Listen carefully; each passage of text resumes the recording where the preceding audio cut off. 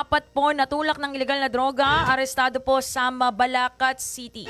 Para po sa detalye ng balita, nasa kabilang linya si kasamang Jim Hipolito. Magandang hapon, kasamang Jim. Yes, magandang hapon, Ma'am CJ, mula ho dito sa tanggapan ng Mabalacat City Police Station. No? Apat na tulak ng illegal na droga ang inaresto ng mga miyembro ng Mabalacat City Police Station sa pangunguna ho ng kanilang chief of police na si Police Lieutenant Colonel Efren Nicasio David at itong kanilang team leader na si Police Lieutenant Honorato Maranya sa dalawang magkahiwalay na operasyon sa Barangay Camachiles at Barangay Dolores sa syudad ho ng Mabalacat.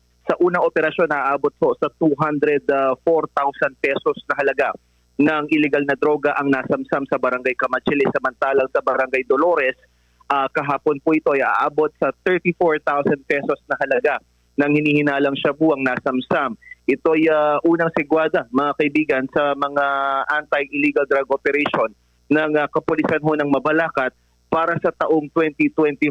Nangangahulugan lamang ayon sa Chief of Police ng syudad na tuloy-tuloy at seryoso ang kampanya ng syudad laban sa illegal na droga. Magandang hapon na Police Lieutenant Colonel Efren Nicasio David at welcome ho sa Newsline Central Luzon. Sir, paano pagkakakilanlan ho natin dito sa apat na suspect na inaresto na ito?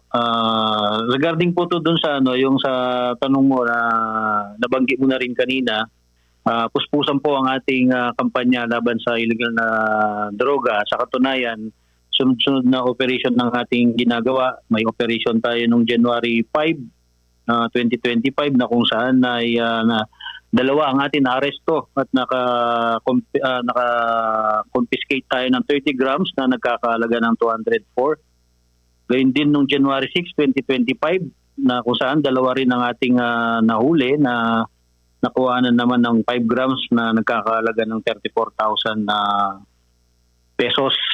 Ilan total arrested person natin dito? Bali, apat na individual sa dalawang magkaiwalay na operation na ating ginawa, Jim.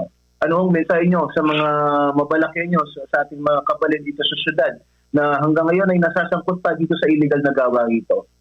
Sa lahat po ng mga kabalin po natin dito sa Mabalacat City, sana po iwasan na natin ng illegal na droga at ito po ay walang naidudulot na maganda dahil kung mapapansin nyo, lahat ng pinagmumulan ng krimen ay yung mga gumagamit ng droga o nai-involve sa droga. Kaya para maging peaceful ang ating lugar, iwasan na natin ito. At sa lahat ng mga mamamayan na may alam na involved dito sa illegal na droga, wag po kayo mag-atubilin na mag-text sa amin or through text lang. Sabihin nyo lang at ibabalidate naman po namin yan at malaking tulong yan para sa amin laban sa illegal na droga.